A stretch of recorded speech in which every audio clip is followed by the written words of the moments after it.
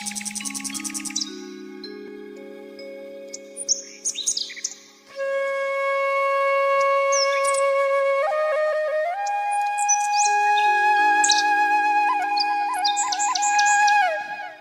श्री राम मित्रों, जैसा कि आपको विदित है, प्रभु श्री राम को 14 वर्ष का वनवास मिला।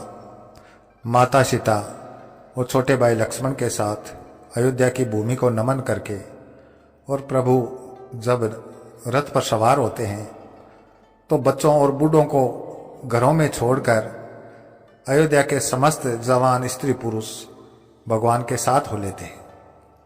आगे आगे रथ जा रहा है जिसमें सुमंत्र जी राम लक्ष्मण और सीता को लेकर वन की ओर जा रहे हैं और पीछे पीछे अयोध्या की जनता है रोती बिलखती भगवान के साथ जा रही है।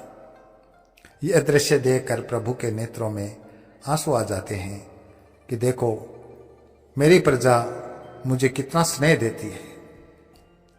प्रभु उनको कई तरह से समझाते हैं लेकिन वो मानने के लिए तैयार नहीं है।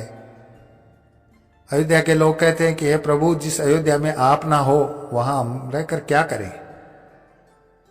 चलते चलते पहला जो पड़ाव है वो तमसा नदी के तीर पर लगाते हैं। भगवान सो जाते हैं दिखाने के लिए और अयोध्या की जनता भी शोक और परिश्रम के मारे सो जाती है। कुछ देवताओं की ऐसी माया होती है कि अयोध्या की जनता को गहरी निद्रा आ जाती है। रात्रि के दूसरे प्रहर में प्रभु सुमंत्र जी को कहते हैं कि सुमंत्र जी, ये लोग मुझसे अत्यधिक स्नेह करते हैं, ये मुझे छोड़कर वापस नहीं जाएंगे, अतः हमें इसी समय अपने रथ को आगे बढ़ाकर इन लोगों को यहीं छोड़कर अपनी यात्रा करनी चाहिए। सुमंत्र जी राम लक्ष्मण और सीता को रथ में बिठाकर वन की ओर चल देते हैं। प्रातःकाल जब अयोध्या के लोग जागते हैं तो वहां प्रभु को नहीं पाते। वो सब पागलों की तरह चारों ओर प्रभु को खोजते हैं और फिर अपने आप को ही धिक्कारते हुए, अपने में ही कमियां निकालते हुए वापस अयोध्या की ओर लौट आते हैं। उस समय का रामचरितमानस में बड़ा ही सुंदर चित्रण तुलसीदास जी ने किया है।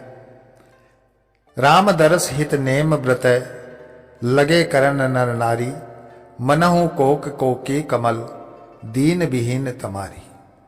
यानी अयोध्या के लोग भांति भांति के व्रत और नियम उपवास ग्रहण करते हैं कि जब तक प्रभु 14 वर्ष वनवास में रहेंगे हम भी समस्त विषय भोगों को त्याग देंगे और एक ऐसा जीवन बिताएंगे जो भगवान वन में बिताते हैं।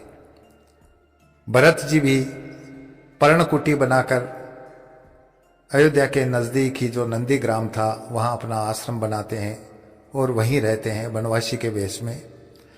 तो उस समय एक ऐसा व्रत अयोध्या के समस्त लोगों ने लिया जिसका उल्लेख तुलसीदास जी ने भी रामचरितमानस में नहीं किया है। और वो ऐसा व्रत था जो दुनिया के इतिहास में आज तक किसी भी राष्ट्र, किसी भी सभ्यता के लोगों ने नहीं लिया। 14 वर्ष जब तक भगवान वन में रहे अयोध्या में एक भी बच्चे का जन्म नहीं हुआ। यानी लोगों ने समस्त विषय भोगों को त्याग दिया और वो एक कठोर व्रत का पालन करते हुए अपना जीवन बिताने लगे। तो मैं अपनी वाणी को यहीं विराम देता हूं। अगले वीडियो में फिर मिलेंगे, तब तक के लिए जय श्री राम।